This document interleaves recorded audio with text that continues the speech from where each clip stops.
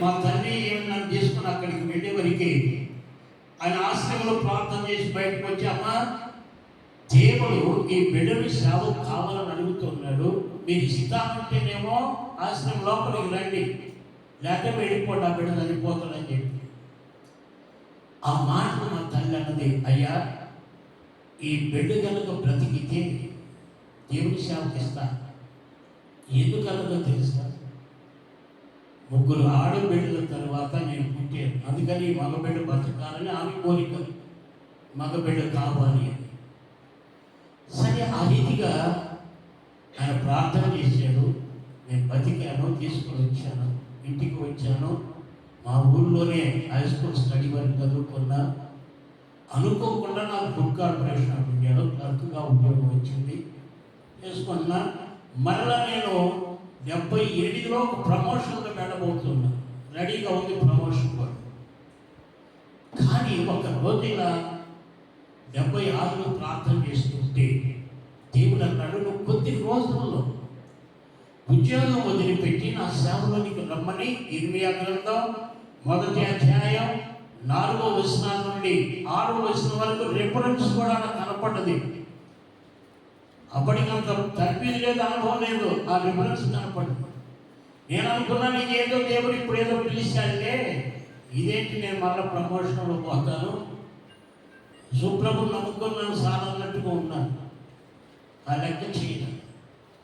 2వ పర్యాయం ఒక పెద్ద కాలువ, నాగార్జున సాగర్ కాలువ ప్రక్కన ఒక 5 సహోదరులు అందరూ ప్రార్థిస్తున్నాం. మరలా అదే స్వరం. అపోస్తల కార్యముల గ్రంథం 1వ అధ్యాయం 26వ వచనం నుండి 30వ వచనం వరకు రిఫరెన్స్ చూపి అదే మరణ దేవుడు పిలిచాడు. కానీ నేను లొంగలేదు. నాకు ఉద్యోగం మీద మమకారం అయిపోయింది, ప్రమోషన్లో వెళ్ళిపోతానని ఈ నదిలో ఉన్నాను, కానీ ఇదేం నాకు ఎక్కట్లేదు. 3వసారి ఒక గదిలో శని ఏకాంతంగా నేను ఒక్కడే ప్రార్థన చేస్తున్నాను. 2 పర్యాయాలు పిలిచాను, నీవు నిర్లక్ష్యం చేస్తూ ఉన్నావు. ఎందుకు నిర్లక్ష్యం చేస్తున్నావు తెలుసు? నీ తల్లి చిన్నప్పుడే సేవకి ఇస్తానని వాగ్దానం చేసింది. వెళ్ళి అడుగు, మీ తల్లి వాస్తవం అంటే రా, లేదంటే రావద్దు అని. నేను అనుకున్నాను, ఇది ఎంతవరకు వాస్తవం. ఈ 3వ పర్యాయం దేవుడు రుజువుతో చూపాడు. మరుసటి దినం మా తల్లి దగ్గరికి వెళ్ళాను. అమ్మ ఎప్పుడైనా సేవకి ఇస్తానంటే సంకరిస్తుంది ఎంత చెప్పి. మరి ఇప్పుడు దాకా ఎందుకు చెప్పలేదంటే, ఏం చెప్పాను ఆయన, నువ్వు బైబిల్ చదవమంటే ఏ పని అయినా చేస్తాను కానీ బైబిల్ చదవాలని మొండికేశావుగా, అందుకని నేను చెప్పలేదు. సరే, ఇప్పుడు దేవుడు నీకు బయలుపరిచాడు, పిలిచాడు కనుక వెళ్ళిపోమంది మా తండ్రి. మా తండ్రి ఏమన్నాడు తెలుసా? ఒక సంచి ఒకటి బుధాన్ని వేసుకొని బయటకు చేత పట్టుకొని అడుక్కొని బతుకుతావా? ఎందుకు అడుక్కునే బతుకు? అదేగా చేపట్టి అడుక్కొని బతకాలి. ఎందుకది? ఉద్యోగం చేసుకుంటే ఆదివారం వెళ్ళి సేవ చేసుకో, ఎందుకు రిజైన్ చేస్తావని మా తండ్రి చాలా సతాయించాడు. ఒకవేళ నీవు సేవలోనికి వెళ్తే నీకు నాకు సంబంధం కట్టాడు. ఇది ఏం చేయాలి? మా తల్లి చెప్పింది వెళ్ళిపో, ప్రభువు నిన్ను పిలిచాడు, ఆ మాట వాస్తవం అని చెప్పి. అందుకే ఏది ఏమైనా 1977 జనవరి 7వ తారీఖు రిజైన్ చేసి బయటకు వచ్చాను. దేవదేవుల ఆచార్య ఆరోగ్య మూర్తయ్య గారితో అభిషేకం పొంది మరి దేవదేవుడు ప్రభు దగ్గరికి వెళ్ళి అంతవరకు కూడా నెలకొక పర్యాయం నా దగ్గరికి వచ్చి అనేక గ్రామాల్లో అప్పుడేమన్న వెహికల్స్ ఏం లేవు, సైకిల్ సర్వీస్ 45 సంవత్సరాలు సైకిల్ మీద సువార్త చేసి ఏ గ్రామాల్లో సువార్త చెప్పామో అక్కడ ఒక 20 సంఘాలు స్థాపించడం, అలాగే మరి నహూము లాంటి యవనస్తులను దేవుడు పిలుచుకొని ఆ సంఘాలు సేవకులుగా అభిషేకించి వారికి సంఘాలు నాకు. ఎందుకంటే ఇప్పుడు నా వయసు ఎంతో తెలుసా మీకు? 78 సంవత్సరాలు. అప్పుడు దొక్కిన సైకిల్ని బట్టి నా గిలకలు నో ప్రాబ్లమ్స్ వచ్చింది. డాక్టర్ ఏం చెప్పి దానికి ట్రీట్మెంట్ ఏమి లేదు, నీవు ఎక్కువసేపు నిలబడగాకు, ఎక్కువ నడవగాకు, హాయిగా మరి ఎక్కువగా ప్రయాణం కూడా చేయగాకు, నీ స్థానిక సంఘంలో సేవ చేసుకుంటూ కూర్చొని, ఆయన క్రిస్టియన్ డాక్టర్, ఆయన సలహా చెప్పారు. అందుకే గత 2 సంవత్సరాలుగా నేను బయటికి వెళ్తలేదు, సంఘంలోని సంఘాభివృద్ధికి ప్రయాసపడుతున్నాను. ఇది నా కొత్త సాక్ష్యం. ఎందుకు ఈ సాక్ష్యం చెప్తానంటే, నా సాక్ష్యము నహూము యొక్క సాక్ష్యం కూడా అది. ఈ శ్రీకాళహస్తి వస్తాడని నేను అనుకోలే, ఆయన అనుకోను, కానీ దేవుడే ఈ పట్టణానికి నడిపించాడు. దేవుని స్తోత్రం చెల్లిద్దా. హల్లెలూయా. ఈ రోజు నేను ఎంత సంతోషిస్తూ ఉన్నాను అంటే, ఏదో ఎరగని ప్రదేశానికి వెళ్ళి ఆ ప్రదేశంలో సంఘాన్ని సమకూర్చుకుని సంఘము ప్లస్ కాపరి కలిసి ఈ మందిరాన్ని కట్టినప్పుడు నా సంతోషానికి అవధులు లేక దేవుడిని స్తుతించాలని నా సాక్ష్యంతో పాటు మీ కాపరి నహూము యొక్క సాక్ష్యాన్ని కూడా కలిపి చెప్పారు. అందరూ దేవుని స్తోత్రం చెల్లిద్దాం. హల్లెలూయా. ఏదేమైనా ఈ సందర్భంలో పరిశుద్ధాత్ముడు నేర్పే ఒక సందేశాన్ని నేను క్లుప్తంగానే చెబుతాను. ఆ సందేశాన్ని మీరు జాగ్రత్తగా వినాలి అని మనవి చేస్తూ వాక్యంలోనికి నేను వస్తూ ఉన్నాను. ఇంకెందుకంటే చెప్పాల్సిన చాలా సంగతులు ఉన్నాయి, ఇది సమయం కాదు. చూడండి, మీరు ఒక అపోస్తల కార్యముల గ్రంథం 9వ అధ్యాయం 31వ వచనాన్ని చూడండి. అందరూ చదువు వచ్చిన వారు, బైబిల్స్ ఉన్నవారు, బైబిల్స్ తెలిసి, అపోస్తల కార్యముల గ్రంథం 9వ అధ్యాయం 31వ వచనం.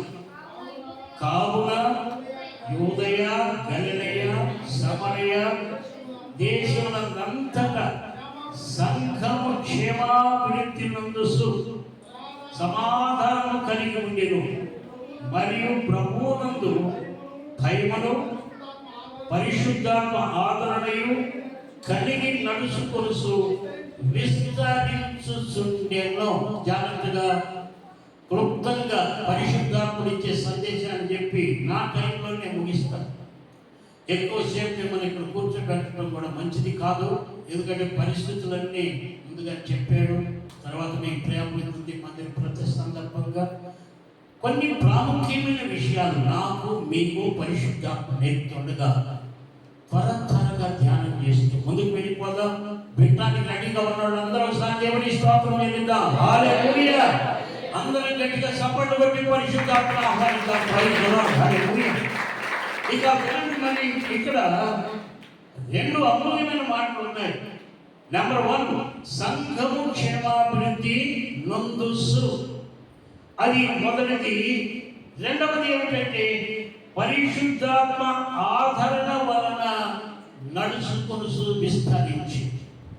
ఈ 2 మాటలను క్లుప్తంగా వివరించాలని పరిశుద్ధాత్మ కోరుతూ ఉన్నాడు.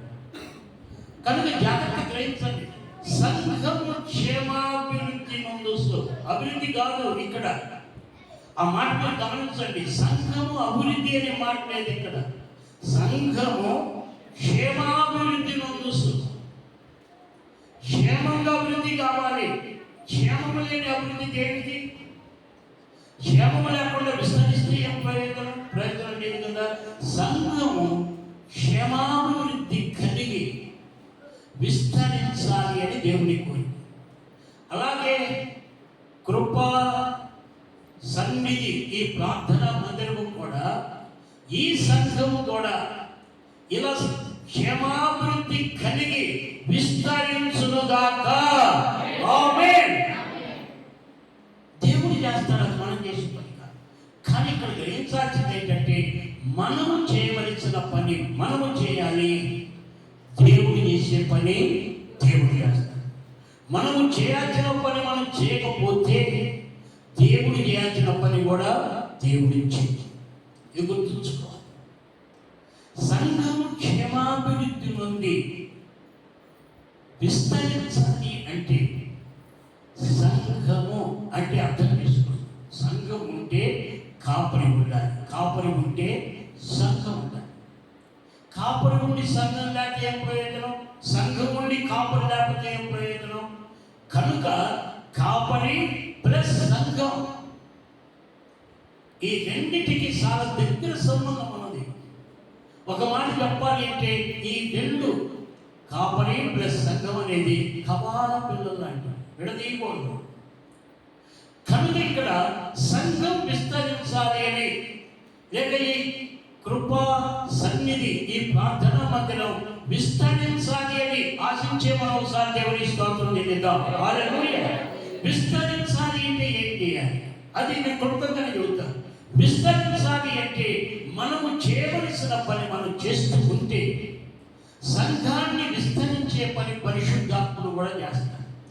ఇక్కడ చూడండి, అదే పరిశుద్ధాత్మ ఆదరణ కలిగి సంఘాన్ని విస్తరింపజేసేది పరిశుద్ధాత్ముడు. పరిశుద్ధాత్ముడు ఎప్పుడు పని చేస్తాడో, సంఘము చేయాల్సిన పని సంఘం చేయాలి, కాపరి చేయవలసిన పని కాపరి చేయాలి. కాపరి పని చేయకపోయినా సంఘం విస్తరించదు, అలాగే సంఘం పని చేయకపోయినా సంఘము విస్తరించదు. కనుక కాపరి ప్లస్ సంఘం ఎప్పుడు ఐక్యత కలిగి వర్ధిల్లుతూ ఉండాలి, ఐక్యత కలిగి వెళ్తూ ఉండాలి. అప్పుడు సంఘ క్షేమాభివృద్ధి కలిగింది, సంఘం విస్తరిస్తూ ఉంటుంది. ఇప్పుడు గమనించండి, కాపరి పని ఏమిటి, సంఘం పని ఏమిటి? కాపరి పని ఏమిటంటే జాగ్రత్త గ్రహించాలి. కాపరి సంఘానికి మంచి వాక్య భోజనం పెడతాడు, సంఘాన్ని కాస్తాడు. అర్థమైందా? కాపరి పని ఏంటంటే సంఘాన్ని మేపుతాడు, సంఘాన్ని కాపాడతాడు. ఈ రెండు పనులు కాపరి చేయాలి. కాపరి బాధ్యత. ఎందుకంటే నా జీవితంలో 48 సంవత్సరాల సంఘానుభవం ఉన్నది కనుక పరిశుద్ధాత్ముడు నాకు నేర్పిన సంగతులు నీకు నేర్పుతూ ఉంటాను. కనుక కాపరి సంఘానికి వాక్యపు భోజనం సమృద్ధిగా వడ్డించాలి. ఇది కాపరి పని. వాక్యం బోధించడమే కాదు, సంఘాన్ని కాయాలి, సంఘాన్ని మేపాలి. మరి సంఘం ఏం చేయాలి? సంఘం కూడా ఉసూరుమంటూ ఉండకూడదు, సోమరితనంతో ఉండకూడదు, ఏదో బట్టి పట్టినట్లుగా ఉండకూడదు. సంఘం చేయాల్సిన పని సంఘం కూడా చేయాలి. ఏమిటి సంఘం చేయాల్సిన పని? జాగ్రత్త గ్రహించండి. ఇప్పుడు కాపరి మనకు తెలుసు, గొర్రెల్ని కాసే కాపరి గొర్రెల్ని మేపుతాడు, గొర్రెల్ని కాపాడతాడు. ఇప్పుడు గొర్రెల్ని కాపరి కంటాడా, గొర్రెలు కంటాయి? చెప్పండి నాకు. గొర్రెల్ని కంటాయా, లేకపోతే కాపరి గొర్రెల్ని కంటాడా? కాపరి గొర్రెలు కంటే 4 గొర్రెలు కనేవరికి పని అయిపోద్ది. పరదేశంలో ప్రియులారా, కాపరి ఎప్పుడు కూడా గొర్రెల్ని గనడు. కాపరి ఏం చేస్తాడు? గొర్రెలకు మంచి మేత పెడతాడు, గొర్రెల్ని కాస్తాడు. గొర్రెలు ఏం చేయాలి? గొర్రెలు సూలు కొట్టి గొర్రెలను గనాలి. అర్థమైందా? గొర్రెలు మంచి మేత భుజించి అది సూలు కట్టి గొర్రెల్ని కనాలి. ఒక్కొక్క గొర్రె సూలు కట్టి 3 పిల్లల్ని పెట్టింది అనుకోండి, అప్పుడు సంఘం ఏమవుతుంది? విస్తరించిపోద్ది, విస్తరిస్తుంది. అదే సంఘం చేయాల్సిన పని సంఘం, కాపరి చేయవలసిన పని కాపరి చేయాలి. అందుకే తెస్సలోనిక సంఘానికి రాసిన మొదటి పత్రిక 1వ అధ్యాయం 3వ వచనంలో ఒక అద్భుతమైన మాట, విశ్వాసముతో కూడిన మీ పని అక్కడ ఆరంభమవుతామని. తెస్సలోనిక సంఘానికి రాసిన మొదటి పత్రిక 1వ అధ్యాయం 3వ వచనంలో విశ్వాసముతో కూడిన మీ పని. కనుక ఇక్కడ ఏం చేయాలి అంటే కాపరి విశ్వాసముతోటి వాటిని కాయాలి, విశ్వాసముతోటి వాటికి మేత పెట్టాలి. మరి గొర్రెలు ఏం చేయాలి? విశ్వాసముతో పని చేయాలి. ఏ పని? గొర్రెలు కావాలి. అంతేగాని గొర్రెలు బాగా మేత వేసి కాపురి సంరక్షణలో ఉండి గొర్రెలు కాకపోతే ఏమంటారు? ఆ గొర్రెని గొడ్డు పోయిన గొర్రె. గుడ్డు పోయిన గొర్రెలు తీసుకెళ్ళి ఎక్కడ పెడతారు? ఖగారాన్ని పంపుతారు, అమ్మేస్తారు. దానివల్ల ఉపయోగం లేదు. గొర్రెల్ని కనటం లేదు కనుక ఇది కొట్టుపోయింది అని అమ్మేస్తారు, కషాయ వర్గాన్ని నరికేస్తారు. అందుకే మనము చేయాల్సిన పని, సంఘము సేవకులు చేయాల్సిన పని ఏంటంటే విశ్వాసముతో పని చేయాలి. కాపరి విశ్వాసముతో వాక్యాన్ని వెదజల్లాలి. కాపరి విశ్వాసముతో సంఘాన్ని కాయాలి, విశ్వాసముతో. అందుకే బైబిల్ ఒక మాట ఉంది, ఈ రిఫరెన్స్ అన్ని దొరుకుతున్నాను సాగిస్తాను, నేను మనం చేస్తున్నాను. బైబిల్ ఒక మాట ఉంది, విశ్వాస మూలము కానిది పాపం అని బైబిల్ చెప్పింది. కాపరి విశ్వాసంతో పని చేయకపోయినా అది పాపమే. సంఘం విశ్వాసంతో పని చేయకపోయినా కూడా అది పాపం. అందుకే దేవుని పిల్లలుగా కాపరి ప్లస్ విశ్వాసులు ఏం చేయాలంటే విశ్వాసముతో పని చేయాలి. విశ్వాసం లేకపోతే మన భక్తి దండగా, మన పని దండగా, అంతా దండగా, దేనికి పనికి రాదు. అందుకే ప్రార్థన చేసే సమయంలో పడి ఎలా చేయాలి? ఏదో ఆచారంగా, నామకార్థంగా, అలవాటుగా ఏదో ప్రార్థన చేసుకుంటూ వెళ్ళటం కాదు. ప్రార్థించే ప్రార్థన విశ్వాసంతో కూడాలి. విశ్వాస సహితమైన ప్రార్థన అద్భుతాన్ని తీరింది. దేవుని స్తోత్రం. అలా విశ్వాసంతో ప్రార్థించాలి. పని చేసినా విశ్వాసమే, పరిచర్య చేసినా విశ్వాసమే. దేవుని యందు అచంచలమైన విశ్వాసం కావాలి. విశ్వాసంలో దినదినాభివృద్ధి చెందుతూ ఉండాలి. అది ఇక్కడ మనం నేర్చుకోవచ్చు. కనుక పని చేయాలి అంటే ఏదో ఒక ఆయుధం ఉండాలి. ఇప్పుడు కూలి పనికి వెళ్తారనుకోండి, కూలి పని వెళ్ళే వాళ్ళకి ఏముండాలి? ఒక ఆయుధం ఉండాలి. పడవలో ఏదో ఆఫీస్కి వెళ్ళే వాళ్ళకి ఒక ఆయుధం ఉండాలి, పెన్ను ఉండాలి, లేదా నేటి దినాల్లో ల్యాప్టాప్ ఉండాలి, ఏదో సంథింగ్ ఒక ఆయుధం ఉండాలి. అలాగే కాపరికి వాక్యాన్ని బోధించే వరాన్ని ఇచ్చారు. ఆ వరాన్ని వాడాలి. అది కాపరి పని. ఆ తలాంతు అది వరం. మీరు గమనించాలి, వరాలు దేవుడు దేనికి ఇస్తాడు? ఏదో మన డబ్బా కొట్టుకోవడం కొరకు కాదు, మనల్ని మనం పొందుకోవడం కోసం కాదు. ఓహో నేనంతా చెప్పుకోవడం కొరకు కాదు. కానీ దేవుడు మనకు వరాలు తలాంతులు ఇచ్చాడు అంటే, కాపరికి కానీ సంఘానికి కానీ వరములు తలాంతులు ఇచ్చాడు అంటే సంఘాభివృద్ధి కొరకే దేవుడు తలాంతులు ఇస్తాడు, వరాలు ఇస్తాడు. కానీ 7 దినాల్లో ఈ తలాంతులు వరములను వ్యాపారం చేసుకుంటున్నారు, డబ్బు సొమ్ము చేసుకున్నారు. అలా కాదు, మనం దాన్ని పని కోసం వాడాలి. అది మనం నేర్చుకోవాలి. అందుకనే కాపరి విశ్వాసముతోటి తనకిచ్చిన ఆయుధాన్ని వాడాలి. అలాగే విశ్వాసులు కూడా దేవుడు వారికి ఇచ్చిన తలాంతులు, వరములు వాడాలి. అర్థమవుతుందా? అర్థమైతే దేవుని స్తోత్రం చేద్దాం. హల్లెలూయా. ఇది అర్థం కాకపోతే నీ తలాంతులు పూర్తి చేసుకుంటావు, పాతేసుకుంటావు.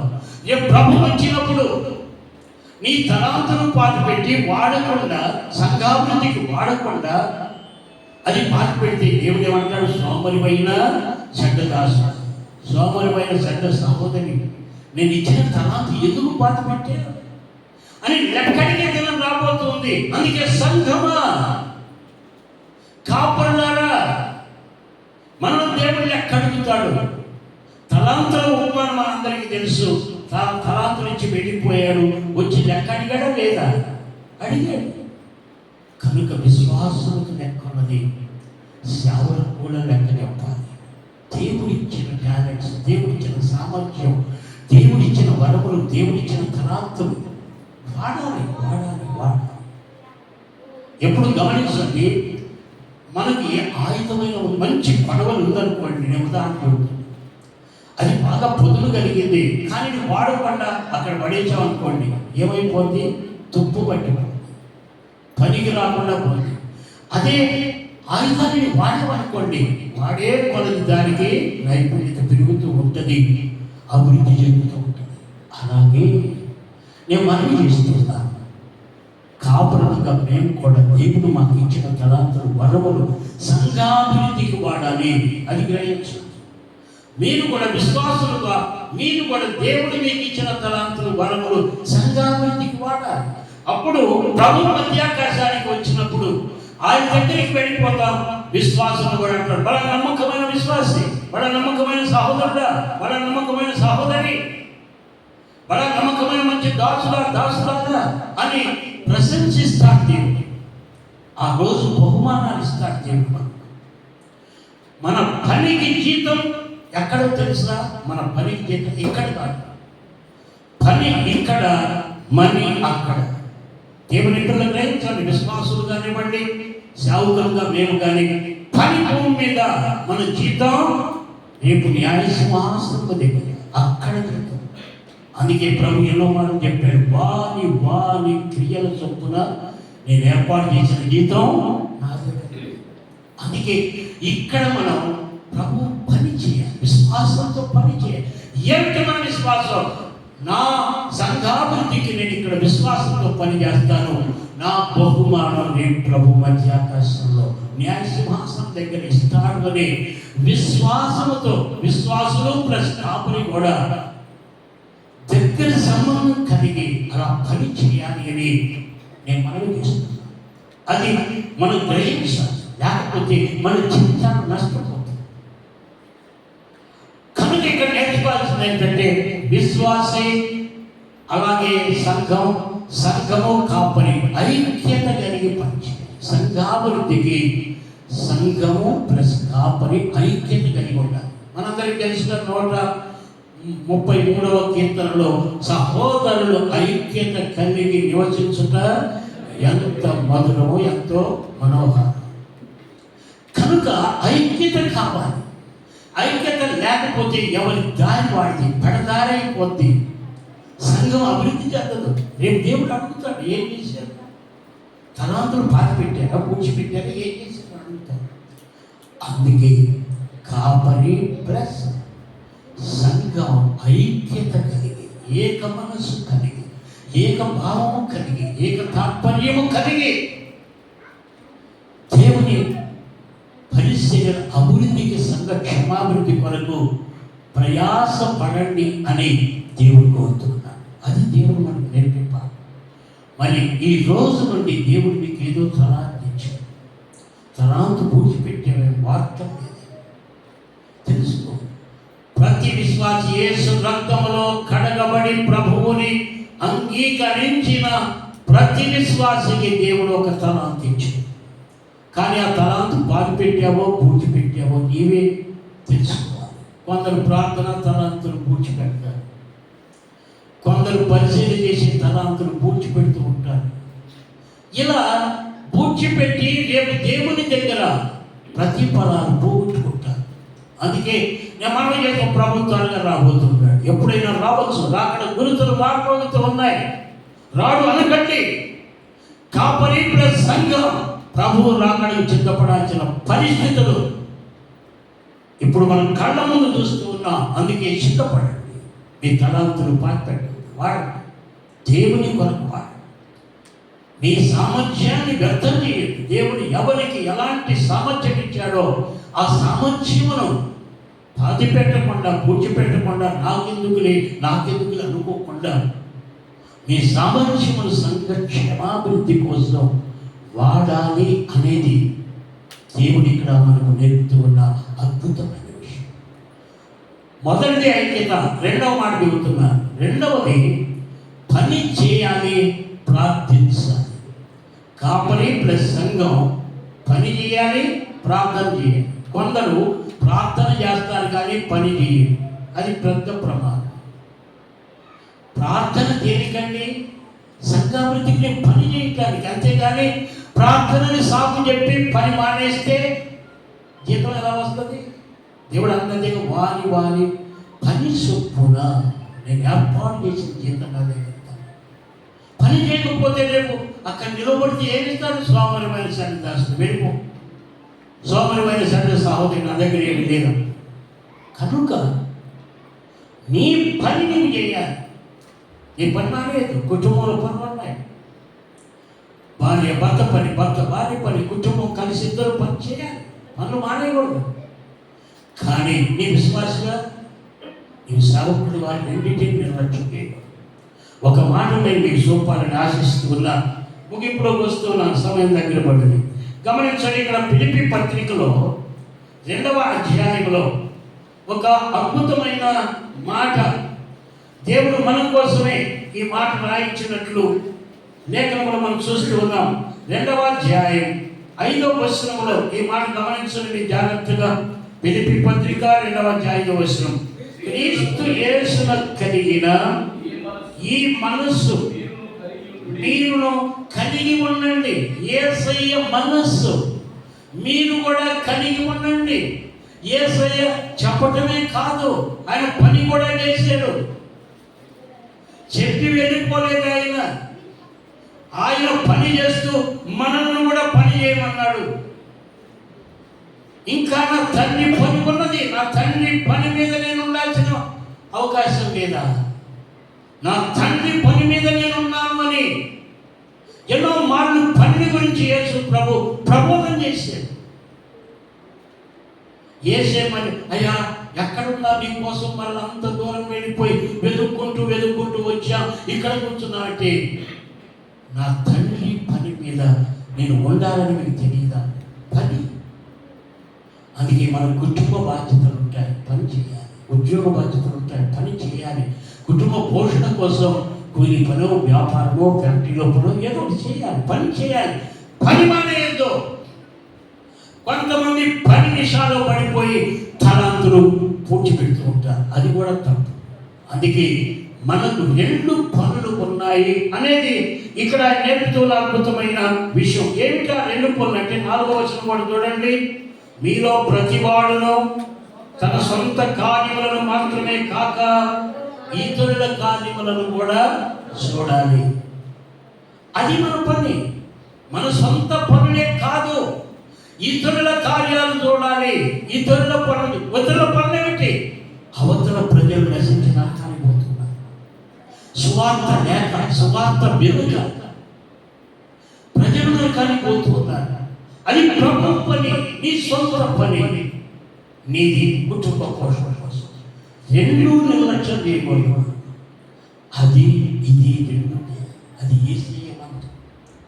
క్రీస్తు యేసు కలిగిన ఈ మనసు మీరు కలిగి తన తండ్రి పని చేస్తున్నారు. అలాగే ఆయన విధులన్నీ పాటిస్తున్నారు. ఆయన పని ప్రజలు ఆయన వాక్యాన్ని వినటానికి వచ్చినప్పుడు, అలిసిపోయి ఉన్నప్పుడు వీరందరికీ మీరు భోజనం పెట్టమంటే శిష్యులు ప్రణాళికలు వేసుకుని ఎంతమందికి ఎక్కడ దొరికింది పంపే వాడు సావాలు చేస్తానికి కాదు, భోజనం పెట్టాలి. పని చేసాడా లేదా? 5 రొట్టెలు 2 చేపలు తీసుకొని ఆశీర్వదించి ప్రజలందరికీ కడుపు నిండా తృప్తిగా పెట్టాడు. కొల్లుమేసి కనుక మనం పని చేయాలి, ఏది విన్నట్టు చేయకూడదు. అందుకే మీలో ప్రతివాడు తన సొంత కార్యములను మాత్రమే కాక, ఆ మాట వాడుతూ అంటున్నాడు, కాక ఇతరుల కార్యములు కూడా మన మీద ఉన్నది. నీ బంధువులు రక్షణ పొందరా? నీ స్నేహితులు రక్షణ పొందరా? నీ ప్రక్కవారు రక్షణ పొందరా? ఎవరు చెప్పాలి వీళ్ళందరికీ సువార్త? వీరి కొరకు పనిచేసేది ఎవరు? ఒక్క సేవకుడి ఇవన్నీ చేయగలడా? కాదు. సంఘం ఎప్పుడు కూడా క్రీస్తు పనిలో కూడా నిమగ్నం కావాలి. విశ్వాసులు కూడా మీ సొంత పనులు మీరు చేస్తూ దేవుని పని కూడా మీరు చేయాలి. అది మరిచిపోవద్దు అని నేను ప్రేమతో మనం చేస్తున్నాను. అలా మనం చేయాలి. మన సొంత కార్యం చూడాలి, అది నిర్లక్ష్యం చేయకూడదు. మన కుటుంబాన్ని నిర్లక్ష్యం చేయకూడదు, బిడ్డని నిర్లక్ష్యం చేయకూడదు. అది చూడాలి. మన ఇతరుల కార్యాలు, వారి రక్షణ నడిపించడానికి నీ తలాంతు, నీ వరం వాడి సంఘాభివృద్ధికి నీవు ప్రయాసపడాలి అనేది దేవుడు తెలియజేస్తుంది. అర్థమైతే ఒకసారి దేవుని స్తోత్రం చెల్లిద్దాం. హల్లెలూయా. అది ఈరోజు పరిశుద్ధాత్మ యొక్క ఆవేదన. క్రీస్తు సంఘం అభివృద్ధి కావాలి. యేసు రక్తంలో కడగబడిన సంఘం క్షేమాభివృద్ధి పొందాలి అని, విస్తరించాలి అని ఆయన ఉద్దేశమైనది. విస్తరించాలంటే కాపరి ప్లస్ సంఘం కలిసి పనిచేయాలి, లేక విస్తరించదు. ఎవరికి వారే ఏమన్నా తీరి అయితే సంఘం దాని గోదాడైపోయింది. అందుకని జాగ్రత్త పడగా ప్రభువు రాబోతున్నా. ఏ గడిలోనైనా రావచ్చు, ఏ నిమిషంలోనైనా రావచ్చు. ఆయన చెప్పాడు, మీ అనుకని గడిలో మనుష్య కుమారుడు వచ్చును కనుక మెలకువగా ఉండండి, జాగ్రత్తగా ఉండండి, ప్రార్థన చేస్తూ ఉండండి అని పదే పదే హెచ్చరించాడు. సేవకులుగా మేము కూడా దేవుని కొరకు పనిచేయాలి, సంఘం కూడా సంఘాభివృద్ధికి పనిచేయాలి. అది ఈరోజు దేవుడు మనకు నేర్పాలని ఆశిస్తున్న పని. చూడండి, ఒక మాట యూదా పత్రికలో ఒక అద్భుతమైన మాట, ప్రకటన గ్రంథానికి ముందు ఉన్నది యూదా పత్రికలో దేవుని యొక్క మన ఎడల ఆయన కృప ఎలాంటిదో మీరు గ్రహించాలి అని నేను మనవి చేస్తున్నాను. ముగింపులోకి వస్తున్నాను. ఈ మాటలు జాగ్రత్తగా గ్రహించండి. యూదా పత్రికలో ఈ 22-23 వచనాలు జాగ్రత్తగా గ్రహించండి. సందేహపడు వారి మీద కనికరము చూపుడి, అగ్నిలోని లాగినట్టు కొందరిని రక్షించుడి. శరీర సంబంధమైన వారి అపవిత్ర ప్రవర్తనకు ఏమాత్రం ఒప్పుకొనక దాన్ని అసహించుకొనసు భయముతో కొందరిని కరుణించుడి. ఈ మాట గ్రహించాలి. సందేహపడు వారి మీద కనికరాన్ని చూపండి. నాలాగా సందేహించేవాడు. ఇది మతమని, బైబిల్ మత గ్రంథమని, అది మనకు అవసరం లేదని, యేసు ప్రభు ఎవరికో దేవుడు మనకు దేవుడు కాదని సందేహంతో నీ బంధువులు ఉన్నారు, నీ పక్క ఇంటి వాళ్ళు ఉన్నారు, నీ రక్త సంబంధికులు ఉన్నారు. సోదరి సోదరుడు, ఈ మంట మనకున్నదా? అయ్యో, నా బంధువులు నరకానికి వెళ్ళకూడదు, దేవుడు నన్ను రక్షించుకున్నాడు, నా బంధువులను ఎలాగైనా రక్షణ మార్గంలోనికి తేవాలి అని ఆవేదన లేకుండా నేను విశ్వాసాన్ని పొద్దున్న ఎవరుకుంటూ కూర్చుంటే ఎలా? అవతల నీ బంధువులు, నీ స్నేహితులు, నీ తోటి ఉద్యోగస్తులు, నీవు అక్కడ పనిచేస్తున్న తోటి కూలివారు, ఫ్యాక్టరీలో పనిచేసే చోట వాళ్ళు నశించిపోతూ ఉంటే ఏదో నెమ్మకు మిగిలినట్టు ఉందామా? లేదు. సందేహాల పుట్టలైపోతున్నా. కొందరికి పరలోకం ఉన్నదా అని సందేహం, కొందరికి నరకం ఉన్నదా అని సందేహం, యేసు ప్రభు వస్తాడా అని సందేహం, కొందరు క్రైస్తవుల్లోనే సందేహాలు ఉన్నాయి. కనుక ఇలాంటి వారిని నీ పరిధిలో నీ అవకాశాన్ని బట్టి వారికి సువార్త ప్రకటించాలి. ఒకవేళ నా ప్రక్కన ఉన్న నా తోటి ఉద్యోగి నా ప్రభుని పరిచయం చేయకపోతే ఈరోజు నశించే నరకానికి పోయేవాడు. ఆయన ఎవరని ఆయన తెలుసుకున్న సత్యం ప్రక్కన ఉన్న తోటి ఉద్యోగస్తులకి చెప్పాలని కదా ఆశ. అలా చెప్పకపోతే నా బ్రతికేమయ్యేది, పాడికి నరకంలో దచ్చి పడి ఉండేవాడిని. అందుకే ఇది అమర్చించింది. సైతాను ప్రతి ఒక్కరిని మింగి నరకంలో పడేస్తున్నాడు. ఒక మాట చెప్పున, ఈరోజు నరకము కిక్కిరిచిపోతున్నది, పరలోకం ఖాళీగా ఉంది. ఎందుకంటే మనం పరిచయాచినంతగా చేయట్లేదు. అందుకే పరలోకం ఖాళీ అయిపోతుంది. మనకంటే సులువుగా సైతాను తన పని ముమ్మరంగా చేస్తూ ఉన్నాడు. అందుకే నరకం కిక్కిరిచిపోతుంది ఈరోజు. సోదరి సోదరుడు, ఎవరు ఈరోజు ఆ ప్రజలకు స్వార్థ అందించింది? ఆలోచించాలి. నీకు ఆ తర్వాత ఉన్నది, ఆ బలం ఉన్నది, నీకు బాధ పెట్టావు. అలా వద్దు, నా కొరకు వాడు అని దేవుడు మనల్ని ప్రేమతో బ్రతిమలాడుతూ ఉన్నాడు.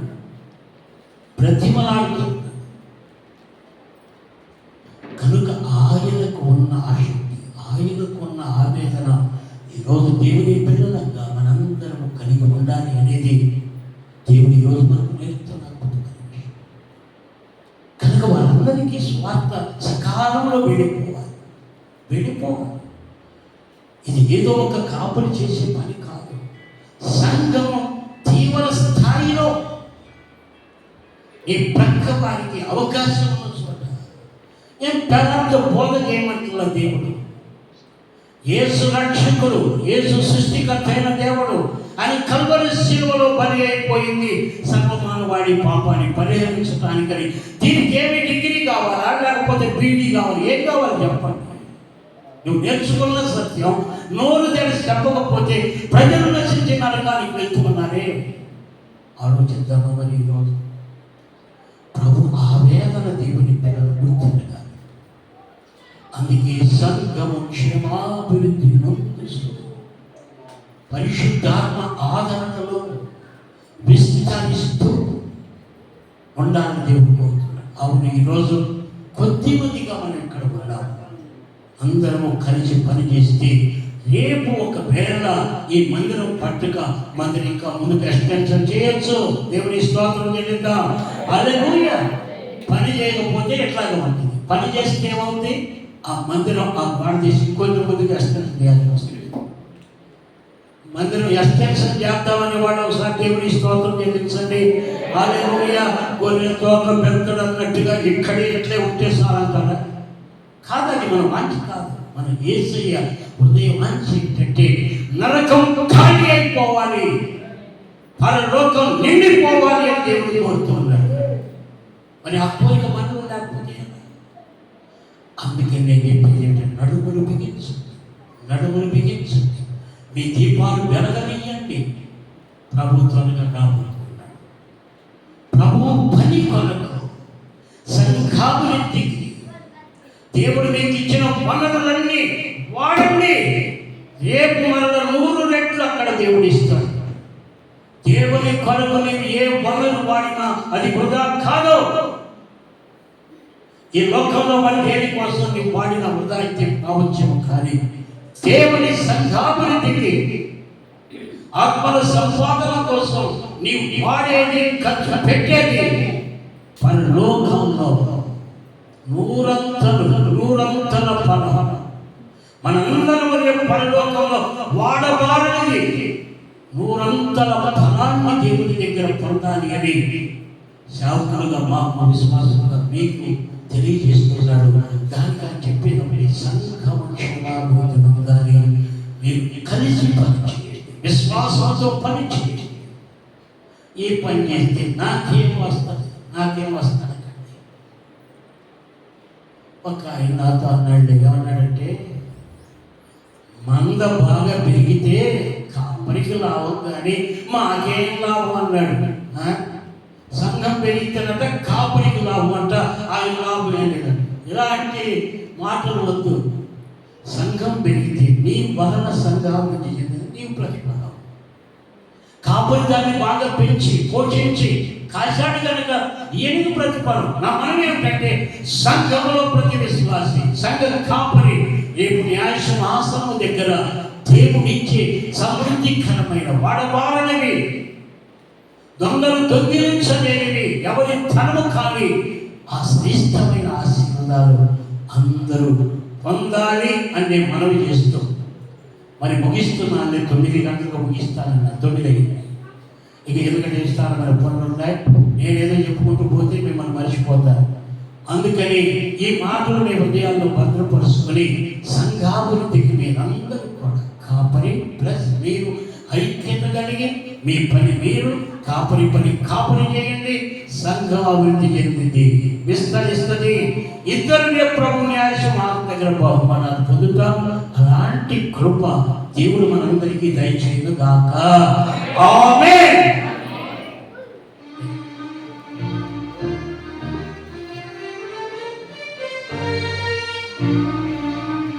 చాలా సంతోషం.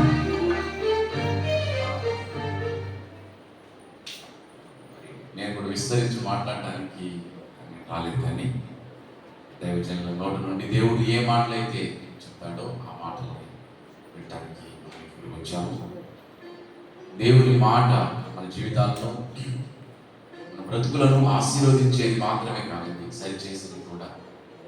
కనుక ఈ రీతిగా సంఘము కాపరి ఇద్దరు కలిసి చేసే పరిచర్య అన్నిటికీ కూడా అది క్షేమాభివృద్ధి చెందుతుందని దేవుడు తన సేవకుల నోట పలికిన ఈ మాట మనందరి వినికిడిలో ఆశీర్వాదకరంగా మారుగాక. ఆమేన్. మరి మందిరం కట్టబడటానికి ఒక సాక్ష్యం చెప్పాలని నేను కోరుకుంటున్నాను. ఈ మందిరం ఓపెన్ అయ్యే అంటే ఓపెనింగ్ డేట్ తీసుకున్న తర్వాత నేను చాలా శోధనలు ఎదుర్కొన్నాను. స్టార్టింగ్ నుంచి చాలా రకాలైన శోధనలు ఎదుర్కొన్నప్పుడు ప్రభుని నేను అడిగాను, ప్రభువా నన్ను ఇక్కడ ఉండమంటావా, నన్ను ఇక్కడ ఉండమంటావా అని ప్రభుని నేను అడిగాను.